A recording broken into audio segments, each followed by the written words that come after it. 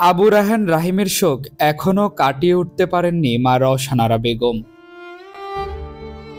তার চোখের পানি যেন থামছেই না। সন্তানকে এখনো প্রতিনিয়ত খুঁজে ফিরছেন তিনি। সরকার পতনের আন্দোলনে নিহত বগুড়ার দুপচাচিয়ার যুবদল কর্মী আবু রায়হান রাহিম। যে সময়টায় ছেলে বাসায় ফিরতেন সে সময় বাড়ির পাশ দিয়ে কোনো মোটরসাইকেল গেলেই বুকের ভেতরটা খা খা করে উঠছে তার। ওই সময় তার মনে হয় রাহিম এখনই দরজায় কড়া নাড়বে, বাড়িতে প্রবেশ করে তাকে জিজ্ঞেস করবে, মা ভাত খেয়েছো কিনা। দৌড় মেরেছি, যায় দেখে ওই হাসপাতালে বেডের উপর শুয়ে খালি ডাকিচ্ছে, মা ও মা আমি আর বাঁচবো না মা। রাহিম বগুড়ার দুপচাচিয়া পৌর শহরের চকশোকানগারী মহল্লার মৃত শাহজাহান আলীর ছেলে। তিনি উপজেলা যুবদলের আহ্বায়ক কমিটির সদস্য ছিলেন। পেশায় একটি বেসরকারি প্রতিষ্ঠানে চাকরি করতেন। গত 4 আগস্ট সরকার পতনের আন্দোলনে গিয়ে দুপচাচিয়া থানার সামনে 2 পায়ে গুলিবিদ্ধ হন রাহিম। এরপর তাকে স্থানীয় একটি হাসপাতালে নেওয়ার পর সেখান থেকে বগুড়া শহীদ জিয়াউর রহমান মেডিকেল কলেজ হাসপাতালে পাঠানো হয়।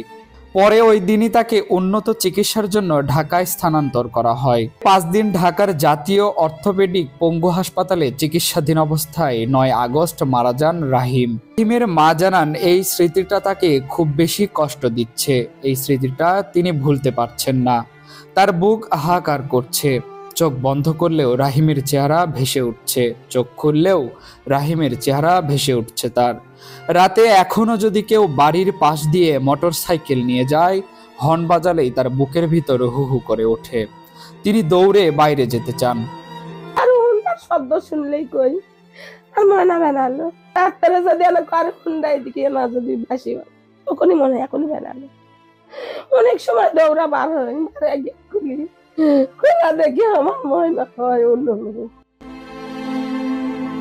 সে সময় আন্দোলনে রাহিমের সাথে থাকা শিক্ষার্থী এবং এলাকাবাসী জানান সে সময়কার অশ্রুহৃদয়ক ঘটনা। 4 আগস্টে আমাদের এখানে ছাত্রদের পক্ষে রাহিম ভাইটা আমাদের পক্ষে ছিল, আমাদের সাথে আন্দোলন করতেছিল। 18 তারিখ থেকে শুরু করে পুলিশ বাহিনী এবং আওয়ামী বাহিনীরা আমাদের অনেক ভাইদেরকে থানাতে জিম্মি করে রাখছিল।